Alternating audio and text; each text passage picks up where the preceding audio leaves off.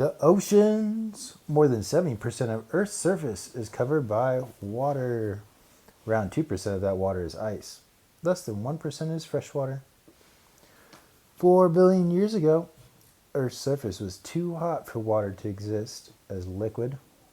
Water that was erupted as steam and volcanic gases boiled away to be lost in space.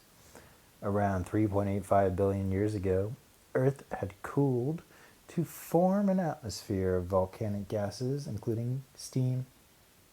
Water began to condense and form oceans and dips in Earth's surface. Since the oceans formed, rain has been falling on land and washing salt from rocks into the sea. This is why seawater tastes salty. On average, 2.9% of an ocean is salt. Seas such as the Baltic, with plenty of fresh water from rivers and little evaporation, are less salty. The Dead Sea, where evaporation is rapid, is 6 times more saline, salty than average.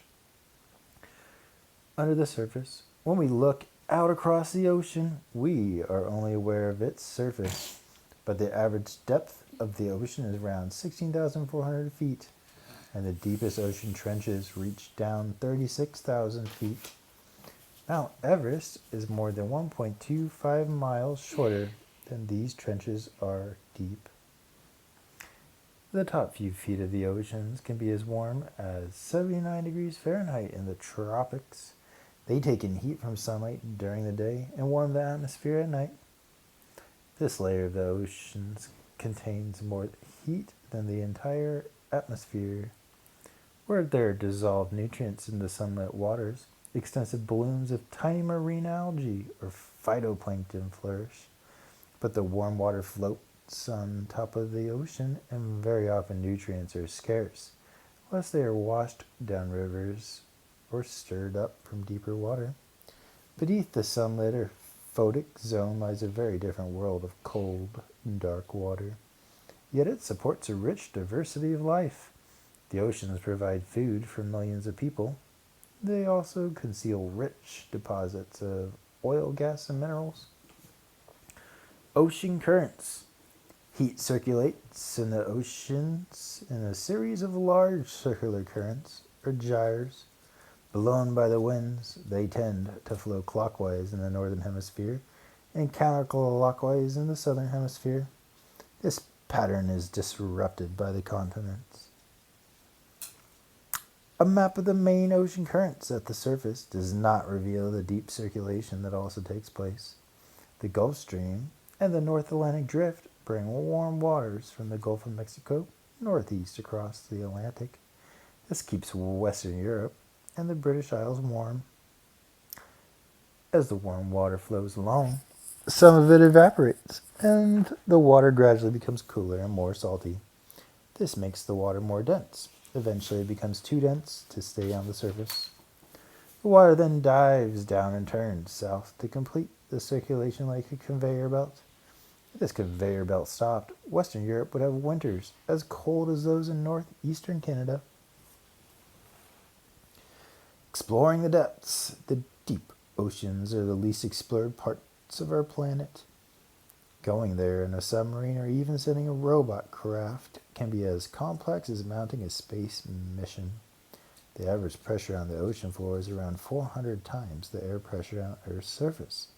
Strange worms, blind shrimp, and giant squid have been found in deep oceans, as well as hydrothermal vents which eject water as hot as 660 degrees Fahrenheit. Living bacteria that have been found in deep sea sediments suggest that more than 1/10 of life on Earth lies in the mud and rock beneath the seabed. It is possible that these life forms are relatives of the first species to colonize the planet. Water at the surface of the ocean is warmed by the sun. Waves mix this warm water with cooler water to a depth of about 330 feet. Beneath this, there is little mixing, and the temperature falls rapidly. The boundary between the warm and cool layers is called the thermocline. This boundary prevents nutrients in deep water from moving up.